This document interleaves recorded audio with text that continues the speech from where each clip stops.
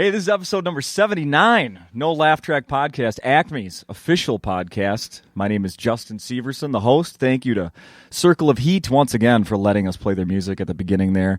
I actually just posted they have a free track that you can download. So if you want another sample of Circle of Heat stuff, check out the NoLaughTrack Facebook page. Let's get on to business here. The real stuff. Mo Mandel's here.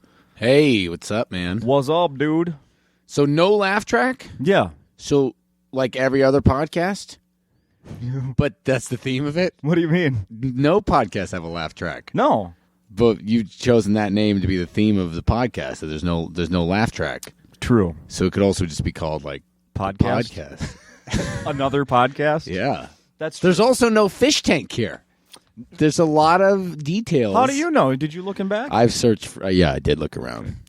But it's good to be here. I've been a big fan of the show ever since this morning when I looked at my agenda for the club's press packet. Yeah. I'm excited. You squeezed in 78 episodes and fast forward. I did, man. I didn't even fast forward, man. I have just been on a meth binge. Right on. Trying to catch up. I want to catch all the callbacks, all the references. Oh, yeah. We do tons of callbacks. So here it's a lot of layers going on here. Yeah. It's like the Big Lebowski. You got to listen to each episode a few times, pick up the details. There'll be things even the fourth, fifth time. Yeah, I mean, that's... like, how did I... Once I get to that fourth or fifth time, I'll call you from prison and I'll let you know Yes. that I see what you're saying. By the way, kill yourself afterwards. That will have happened. Because no one has been lower in their life. How was last night? Today's Wednesday. Last night was awesome, man. This is my first time coming to this club, and I'm sure every comic says this, that this club has a reputation as being one of the best clubs in the country. There's three clubs that come up consistently: Acme, the Denver Downtown Comedy Works, and Cap City, and those are the three that everyone talks about. So, it's really nice to be here. I don't know why it took the bookers so long to get around to booking me, but now that it's finally happened, I think we're all really excited about it. How about Minneapolis? Minneapolis is cool. I mean, I just got here yesterday, and so I've just kind of walked around a little bit. I mean, it's obviously freezing, but I knew that was going to happen. Yeah, it was funny because when I was driving to radio today, the guy was like, last week it was 40 degrees colder than this, and I can't even wrap my mind around what that is. And you can't when you stand in it. You can't imagine that you're really standing in something that cold. Does it seem, because I think it's like 10 degrees today, does it seem crazy colder than this? Because I don't know how it's really. It does. Okay, and the sun's shining right now. Yeah, that's true. It's a scorcher out there. But he was like, sometimes they have to. He goes, if it gets that cold, people don't even go to work. I'm like, because of the ice. He goes, no, because it's kind of, if you leave your house in that temperature, sometimes people will just die. The weather is so funny. That's I'm sure it's not funny to the people who die, but it's funny to others. No, we often say on the radio show that you visited this morning that the weather's trying to kill you. No, it's brutal. Yeah, it's really brutal. I mean, because they were like, it's walking distance from the club, the hotel, and I walked here last night. I'm like, it's walking distance. It's not walking temperature. By the time I got here, I was like, fuck this. I'm definitely getting a ride tomorrow. And you're right, because last week the headliner that I talked to on the podcast was Wendy Liebman. Yeah. And when we were done recording... She's teeny. She's got no body mass to fight us. She could have been one of those casualties who died. That's why I gave her a ride back to her hotel. As you should have. Yeah. You show up at this gig. It took me I was halfway through the feature set by the time my hands started denumbifying. I think that's a winter term, right? Yeah, that sounds right. Okay, good. But you live in California. I live in. So did you bring LA. your sunblock?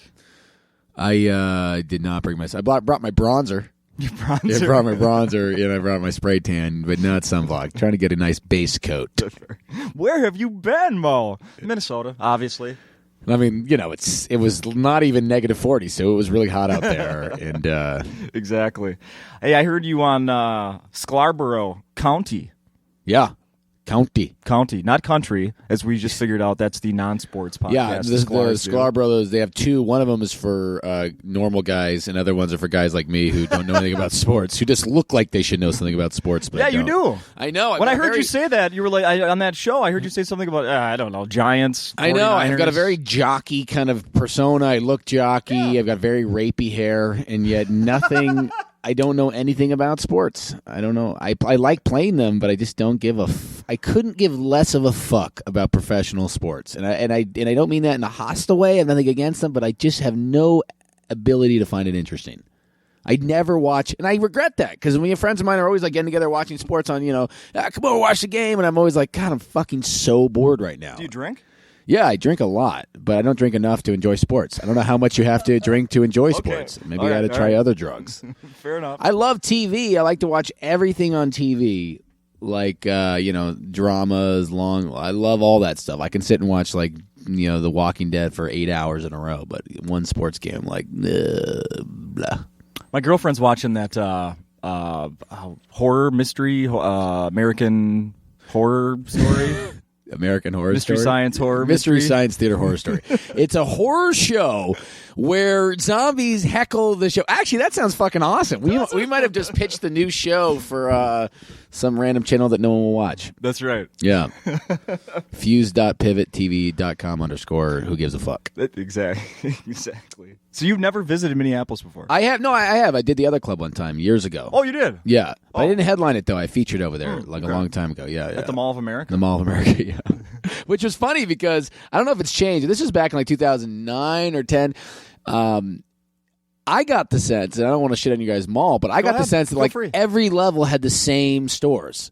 And a lot of them were closed. There was just a lot of stores that they sold sunglass cases or just shit that should have been in a kiosk because they have so much space. They just sort of gave it its own store. I just walked by one at a different mall locally the other day that only sells phone cases. Yeah, only. a whole store. Only. Not phones, nothing else. I got the feeling they could have shrunk the Mall of America by 4 times as big, and they'd still have all the same shit. You'd be you walk around oh, there's another fucking Panda Express, just like there is right beneath it. They're expanding, I believe. Oh, they should. I mean, yeah. But it was fun, though, because I got to see Hulk Hogan. He did a book signing there. Oh, really? Yeah, so Did you get in line? No, there was 4,000 people in line, and all of our shows were very poorly attended. And then all of a sudden, Hulk Hogan's there drawing them in. Oh no! I mean, I'm not that I think I can compete with Thunderlips, but still, it was impressive. You should have got him to feature. I was to the crowd. I was like, "Hey, brothers! How big are the pythons?"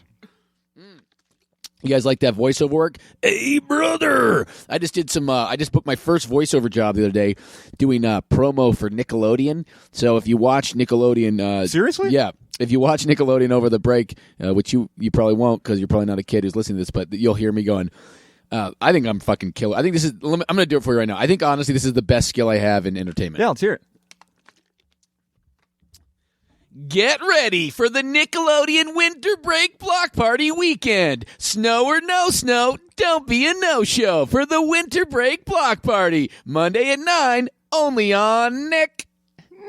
How good is that? Wow. Isn't that good? And it's weird because you probably did it in one take. You have it memorized. I had to do it a bunch. No, there's a lot more than that. I don't have it all memorized. There's a lot more meet the Haunted Hathaways. They just moved in, and they're loving every minute of it. Coming up, only on Nick. I think I'm fucking great at it. How good is that? It's amazing. I mean, I had Kyle Kinane here not too long ago. Oh, he does the Comedy Central ones, right? Central. But he doesn't do shit. He just has that naturally gruff kind of interesting voice. So he can just be like, I am Kyle Kinane. And it's naturally interesting. You hear I'm having to put artistry into this. You notice? I mean, I'm channeling. When you Kyle's lucky. Kyle was born with a gift. Yeah. I am having to create. I'm an architect of voice design right now. What did the description only on Nick. I'm sorry. I'm not done. What did that description say? The rest of the interview will be done like this. Now I have sex with my girlfriend. I'm like, I'm gonna try to touch your butthole to see it. No, you still don't like it. Only on you.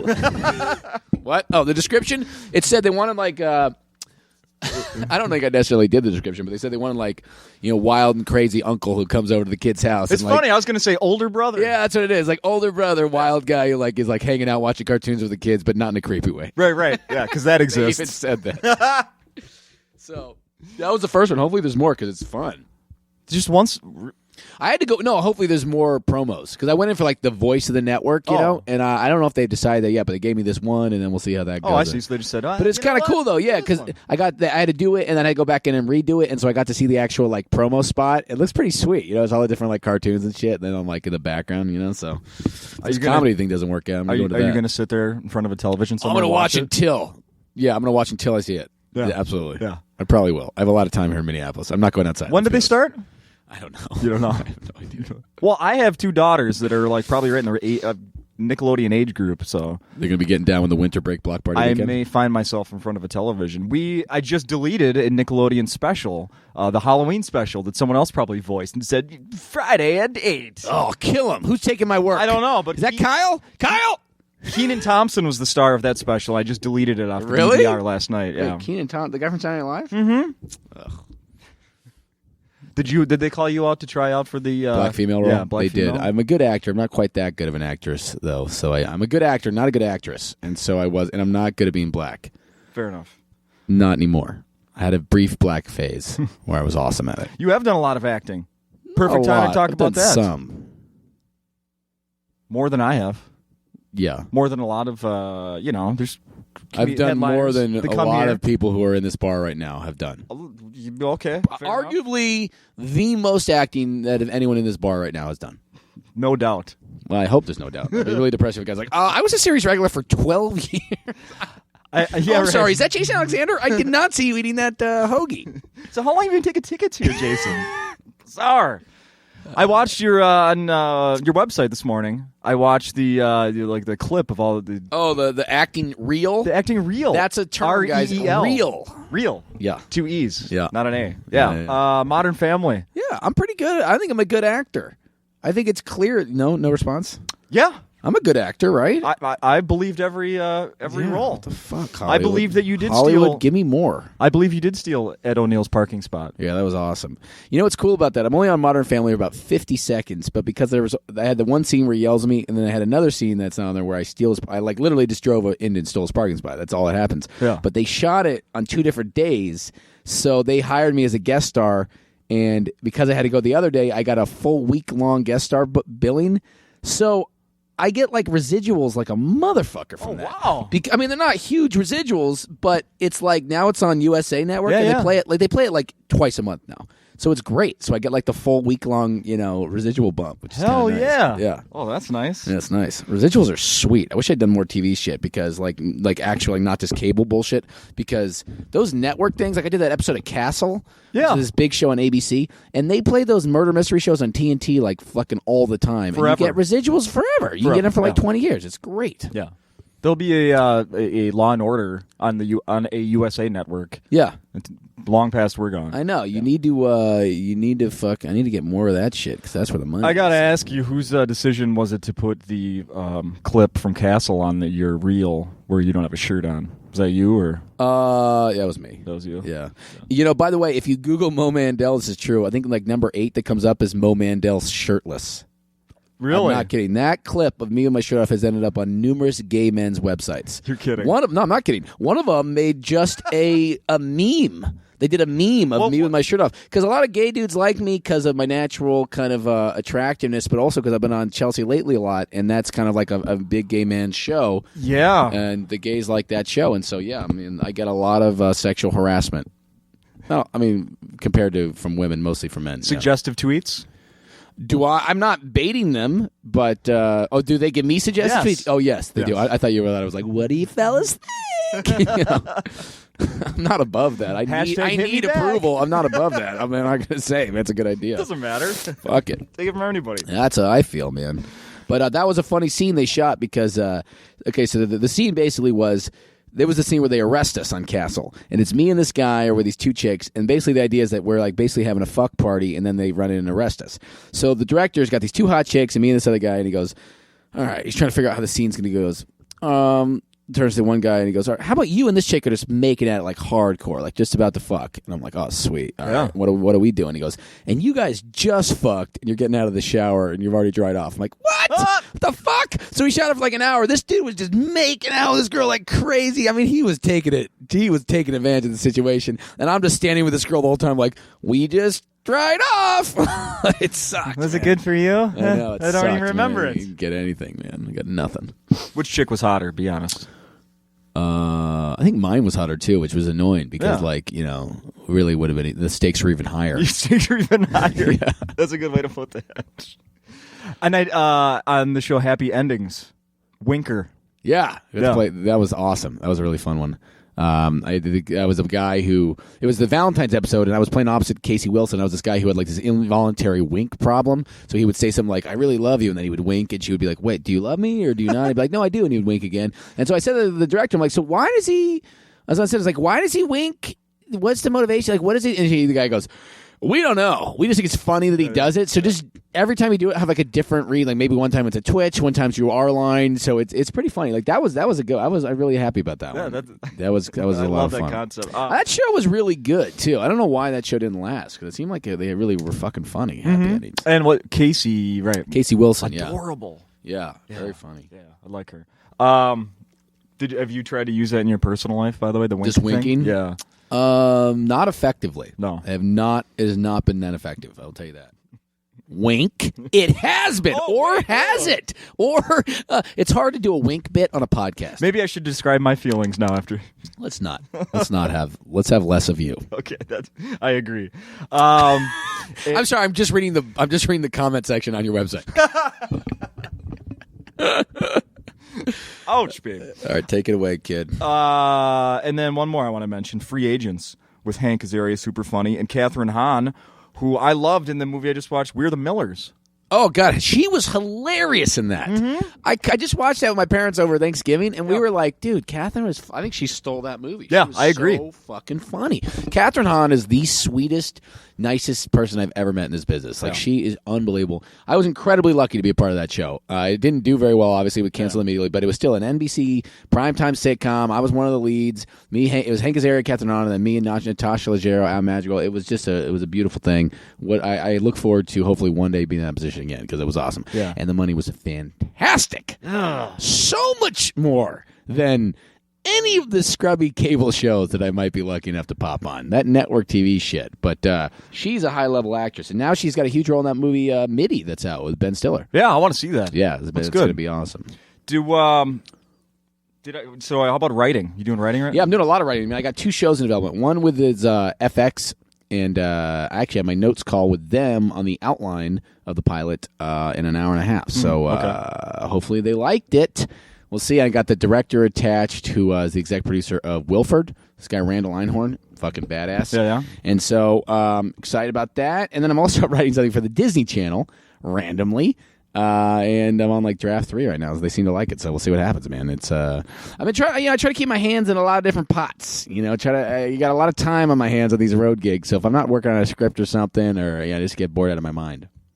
So we'll see. I'm excited, man. I think the FX one's really great. The Disney one's really cool. I mean, it's been funny though because like the Disney thing, they just came to me about it. They were like, it's the Disney Channel. They read something I wrote for NBC, and they were like, "We want you to write something for us." And I was like, "I have no idea what the fuck, I don't know what kids watch, but they sort of liked my style, my writing style, and so we kind of worked on something, and then they ended up buying it, and so now I'm writing the scripts, but it's weird because like I get notes from them like you got to remember, your audience you're writing for is 10-year-old girls. I'm like, what the fuck am I doing? Like, how did I get myself into this? I don't know what the fuck they. So I'm like, I feel like the old guy trying to like be cool with the kids. I'm like, I'm writing dialogue with these like teenage girls, and they're like, "Are you guys tweeting or twerking?" And I'm like, I don't even know what either of those mean. Like, I don't know. I don't know if kids talk like that. The worst thing could happen is you get caught up in like things that were hip to a 10-year-old 2 years ago. No, it's exact. No, I'm like hip to what was like in the fucking 80s. Like, right. Like I'm so far behind. You guys are still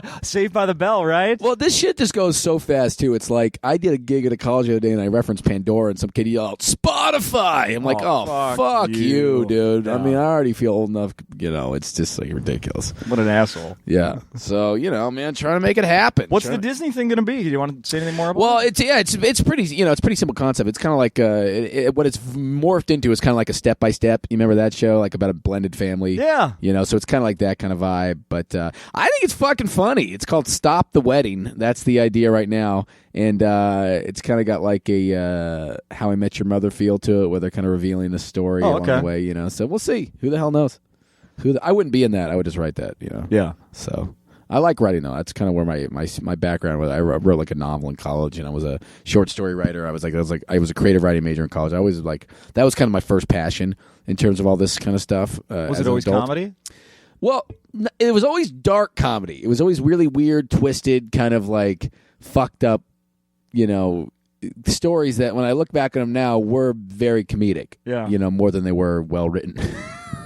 They were like the stories weren't necessarily great stories, but they were funny. The dialogue was funny. So, I think this was kind of a natural transition. Or whatever. What kind of movies do you like then? You like those kind of movies? Yeah, big time. I love those kind of movies. Like, one of my favorite movies was actually, I don't know if my favorite, but a movie I really enjoyed was shot here. Was that the Coen Brothers movie, A Serious Man? You ever see that one? It's about the Jewish community in Minneapolis, the Frozen Chosen, as they call themselves. Yeah. Oh, it's fucking great. Did I see that? That's a great one. Not a lot of people did it. It was like one of their smaller releases, but it's really funny. Yeah. Unfortunately, I think I know more about hearing about, all the gossip when it was being filmed. I think they did film a bit of it here. Yeah, they did. No, because a friend of mine grew up here, and they said they shot in his synagogue. They actually shot in the one that he went to here. Oh, wow. But, anyway. So there's that. Coen Brothers are on. Fargo, good movie. The Inside Llewellyn Davis, or the new one that came out, I actually have a screener of that in my bag, trying to resist the urge to watch it, because I was supposed to watch it with my parents who are big Coen Brothers fans during Christmas break. But who has Helen Hong is a comedian. She's a little part in that. Pretty amazing, yeah. Look at that. Asian gal. Next question. Let's talk about Asian gal. Go on. Asian gal. Coming up, we've got Asians on Nick. Chelsea lately. Chelsea. How many times have you been on there? I don't know, over 40, I think. Yeah. I haven't done it so much in the last couple months. It's been kind of something where I don't know, I want to get back in there, but it's been a good run, man. A lot of people know me from that compared to, compared to the small people who know me. Most of them know me from that. Right. That's a show that has a very rabid fan base. And a lot of females. Bitches. And what I'm saying is the hoes like Chelsea. Yeah. They do. You get a lot of girls that come up to you after shows and be like, oh my God, I love her so much. I think would be me and her friends. We would be the best friends. We would, because we're both drunk sluts. Gonna say, I'm just like her. You're like, you are, but she's got like $300 million and you work at Target, though. That's the funny thing, though. She would hate you, though. She hangs out with Jennifer Aniston, though. Right. Yeah, it's like, people are so fucking funny about that shit. But it's weird how obsessed they are with it. I read her book. Yeah, I read all her books. What's Chewie like? What does he smell like? They love that shit. Oh, no. I don't get obsessed with people like that, No. Maybe because I am a celebrity myself. And, fuck you, bro. Fuck you. You are a celebrity. You've been on Conan. I'm huge, bro. Conan twice. Yeah. Twice. Do you remember who else was on the show? I like to ask who was on the show when you were on. Yeah. The first time, Steve Shrippa was on, and someone else. And then no one famous, actually. The next time I did it, Jack McBrayer was on, and someone else. No one very famous. I did Craig Ferguson, too, and I think Jenny McCarthy and some writer was on. I've never gotten to do one of those shows with famous people on it. It's just kind of been annoying. Like, always vaguely famous. That must make you the famous It's guy annoying, because I have friends who've done it like, oh, yeah, Robert De Niro was there. Right. Like, fuck. I've done Chelsea when, big stars have been there. Like who? Oh, well, thanks for calling my bluff, asshole. Come on. T.I., he's pretty famous. Did you meet T.I.? No, they don't let you talk to them. They're very serious about that. Like, but that's all recorded at the same time. Yeah, it's not mostly it is. up. Yeah, but they're in like a different room, and they what I'm talking about. T.I., who's that fucking gorgeous South African actress who's won an Academy Award? What's her name? Charlize Theron. Yeah, she was there. She walked right by me and was talking right next to me to somebody, and she's amazingly hot and seemed really cool. And then I don't know, but. A bunch of fucking who else? Tim McGraw, like a lot of fucking huge acts, but I never met any of them. Tim McGraw. I love Tim McGraw. By the way, I'm not even kidding. You're a country fan? I love country music. Yeah, really? And he's awesome. Yeah, I really am. I know it's weird. I hate that about myself, but it's true. A Jewish guy from California who likes country. Well, I grew up in the country, man. I grew up in Boonville, California, and I used to drive a forklift one summer during college. I moved back home and drove a forklift, and they would just blare it around the mill. They'd blare it, and at first it was like a joke, but we listened to it all summer, so I'd kind of listen to my car when I was around the girlfriend I had at the time just to annoy her, and then suddenly I was like, oh, I'm listening to it when she's not in the car, and then I just started loving it, and I love it. I listen to this day. I listen to pop country music radio all the time. Really? Yeah, no. Concerts? Go see anybody? No, I wouldn't go to a concert. No, that would be too. I feel like at one point they'd just be like, kill all the faggots and the Jews. Like, I feel like when it's not on the radio, like, they really get into the real shit. Like, I have a bit I do about this sometimes, but I feel like any country music song can quickly become just like a hate bigoted anthem, and like it kind of works like, chilling on a dirt road, got a Jew in the White House controlling my guns. So like it all just kind of like any of them can quickly become that, you know. So you got to watch out for that. But it's a catchy tune, though. I like it. Yeah, no, that's the thing. It is catchy. So if you're just like, God made Adam, didn't make Steve. Toby Keith gonna fuck your mom. Red, white, and blue. Red, white, not Mexican and blue. You know, like it just always goes. It's always fun, man. Let's put up a fence. Let's put up a fence. Gonna put a stick in your ass if you're an Al-Qaeda. Goddamn it, queers. I found this list. I have no idea how old it is, and it doesn't matter. Okay. It's but I want your opinion on these. Okay. It's things a comic won't tell you. So maybe the next several minutes will just be you going But we'll see. Ready? Yeah. That's what that noise means. Here's the first one. We'll do almost anything to get on stage. Will you do almost anything to get on stage when you were starting out? Oh, yeah, absolutely. Yeah. When you're starting out. The example this person uses is handing out flyers, answering phones, work the door. One club, a comic, clean toilets. Did you ever have to do I never did anything that. I never stooped to that level, but I would do a lot. I would drive immense distances and hang out and wait. But where'd you first get on stage? London, weirdly enough. I did some open mics over there when I was living abroad. But then San Francisco is where I really started. Yeah. What'd you do? Living abroad for college, or? I did a year abroad when I was in college, and then I had a girlfriend over there, so I moved back after college for 6 months, and I worked as like a doorman at these bars and shit like that. And then I started doing a couple open mics. And I was like, oh, I like this. I don't know why. I just kind of wanted to do it. So then I moved to San Francisco, and that worked out. Open mic and. It didn't work out. No. I don't know if open mics ever work out, really. But they certainly did not work out there. It didn't scare you away. No, it didn't. No. All right. Here's another one. The comics won't tell you. Please buy something from us after our show. They won't tell you that? Yeah. Oh, I'll tell everyone that. Do you sell something? Fuck yeah. I sell my CD, The M Word, on iTunes. Yeah. Comedy Central Records. The M Word on iTunes. Only on Nick. Only on iTunes. And Amazon. And Amazon. And probably Pandora and a bunch of other bullshit. Spotify. I mean. Fuck you, kid. Stop following me around. Okay.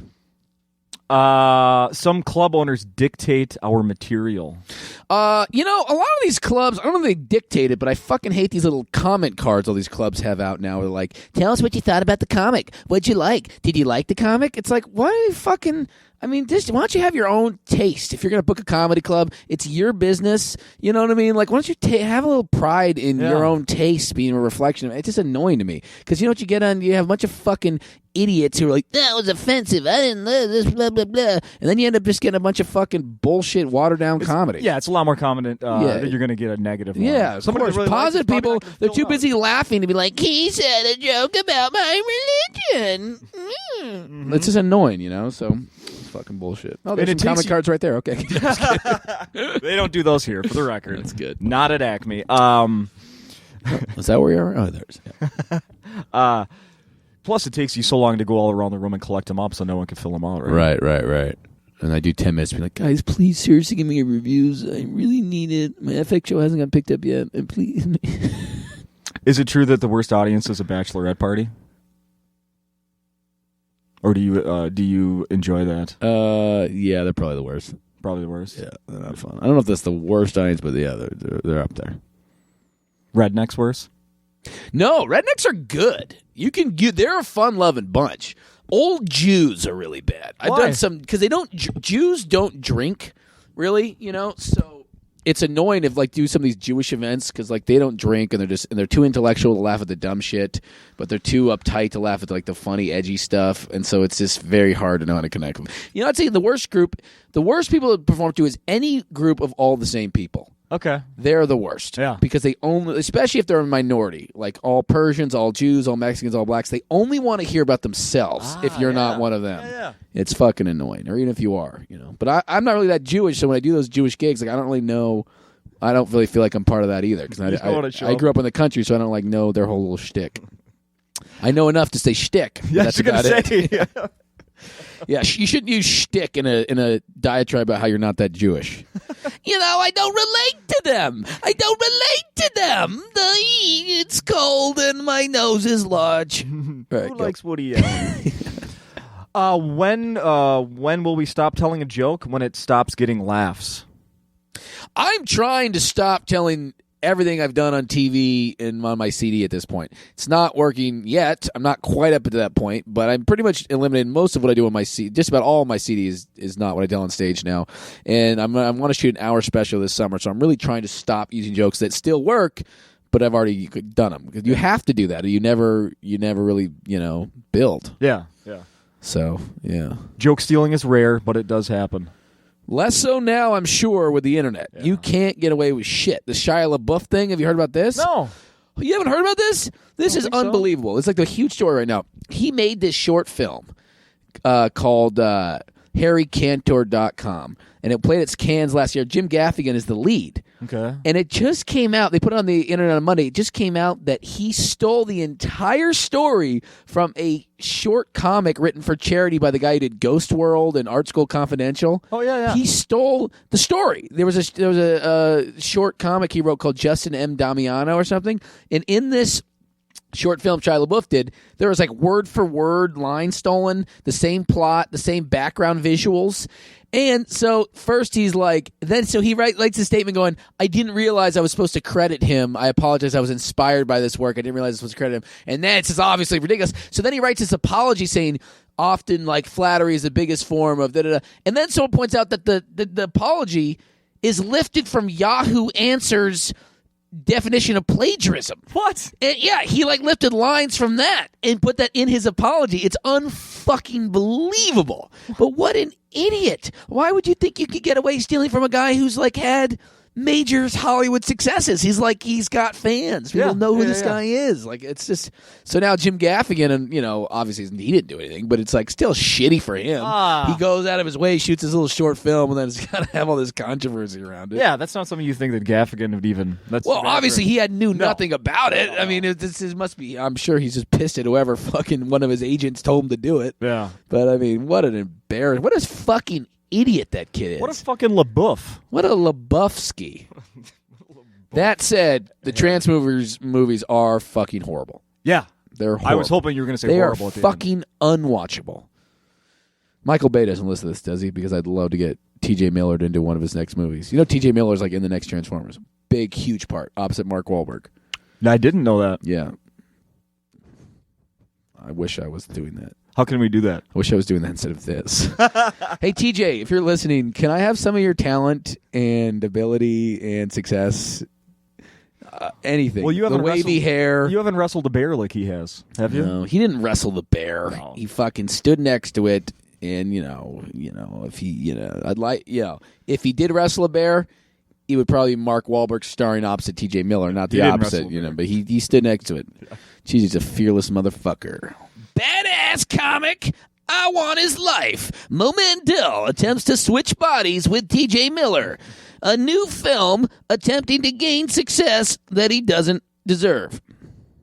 I'm saying I don't deserve. Oh. He deserves. I'm saying I don't deserve. Yeah, I'm saying I want TJ's deserved success undeserved. Here's a funny story about T.J. Miller. Go for it. When I was a kid, my mom wanted me to go to clown camp. She's this hippie woman. She wanted me to go to this clown camp out in like the river and near where I grew up. And I was like, I'm not going to this fucking lame-ass clown camp, Mom. So I didn't go. Later on, I moved to L.A., met TJ, and I found out that he went to that clown camp. From Chicago, went to the clown camp that was near my house as a kid. I'm like, motherfucker, if I'd have gone, I could have been that talented and gone to clown camp. Did he like it? I don't know. I don't think he liked it that much, but I mean, it worked for him. But you know what it is? See, a guy like TJ's got all the talent in the world, and he stuck with it from the time he was a kid, and that's why he's so good now. But it's like, I was super into like acting and shit when I was a kid, and then I abandoned it and got into like sports and wasted my time for like fucking 10 years trying to do something I had no aptitude for. Yeah. That's a fucking, every time I meet someone who's like, feels like they know what they want to do at an early age and they stick with it. Like the MC on the show, Mike, he's 21 years old. I'm like, dude, fucking, you're so lucky to know what you want to do now. Yeah. You know what I mean? I wish I could say that about myself. That's how I end up here. You clearly have no idea what you want to do. Took way too long to figure it out. You figured it out? I think this so. is it? Well, Keep searching. Let's keep brainstorming. Let's try to figure something out for you. All right, what's the next question? Next question. When do we know we've made it? When we're on Letterman. That doesn't mean shit anymore. No, I didn't think so. And I love Letterman, but... Oh, I love Letterman. He's my favorite one, too, but that means absolutely nothing. I know numerous people been on Letterman, and they're lucky to make $1,000 a night. Yeah. Yeah. And you've done, like we talked about, you've done some of the rounds of the... Yeah, they don't mean shit anymore, those shows. It doesn't mean anything, dude. That's why Bo Burnham, he just released his new special on YouTube. Because he's on Netflix and he released it for free on YouTube because he knows everyone makes money on the road now. It doesn't, these fucking things don't get your name out there either. No one watches this shit. They play it on Letterman one time at 11:30 at night. What the fuck is that going to do? So he released that for free? Yeah. Yeah. I saw it just like yesterday. Right? Yeah, he produced it himself. I mean, I'm sure he's got the money to do that. Yeah. But I suppose. I suppose he does. I suppose. So what else? What else do you have for the next year? I'm about to shoot this pilot for True TV, which I'm excited about. It's going to be like a show following me. We're still trying to figure out the concept, but we're supposed to shoot it in January or February, where it's going to be like me going to bars around the country doing like bar shit, comparing different bars or like maybe even working in some of them, so it's going to be cool. Like a little reality kind of Insomniac-esque I loved that pilot show. for that. Yeah, I guess True TV's trying to get more into the comedy game now, and so I'm excited about it, man. It'll be fun. What do you have experience working at a bar? I did work at a bar for 2 years, yeah, and I've drank in them for a lot of years. Do you have experience drinking in bars? I'm drinking in one now. But yeah, so man, that and a lot of stand-up. Like I said, I want to do. I'm starting my own podcast actually. My co-host will be Catherine Reitman. You ever seen Always Sunny? Mm-hmm. She plays the one with the dead tooth. Oh, okay, yeah. So she's going to be the co-host, and it's going to be called Mo versus the World. And it's going to be like kind of a competition comedic show. Me going up against challengers because I'm the king, the crown prince. Yeah, obviously in my own head. And so we're going to start that, and then I'm going to shoot an hour special this summer for whoever's lucky enough to get it, or who will take it. And that's the drill. What's the most dates you've worked in a year? I don't fucking know. A lot though. I mean, I know this summer I was on the road. I think 9 out of 12 weeks I was in a different city.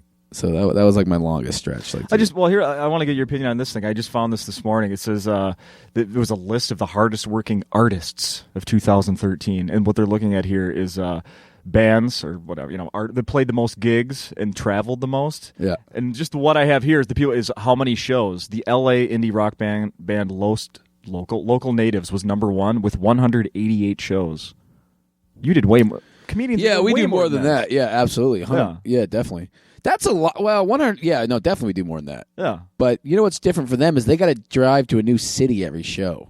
Like we go to these towns like this, and you hang around. You know who does the? I mean, I don't know. The guys who really fucking do it are the guys who are big in the college world, and they do like 120 colleges a year, and they got to go to a different college every day. Probably in some small town. Dude, everyone I've talked to who have done that, like Kevin Shea and his kid Sammy Obeid is on the road right now, their health goes down the shitter because they're on the plane constantly. Like Kevin Shea he booked like 100 colleges one year. He got like shingles or something like that because he was just like so stressed out driving to all these places. You're by yourself the whole time. It just sounds brutal. I thought you were going to say because of when they get invited to the after party. And then you're banging all these chicks. You get all these STDs and rape charges. It's bad for your whole life in general. But no, I mean 180 as a band. That's a lot, man. It's fucking a lot.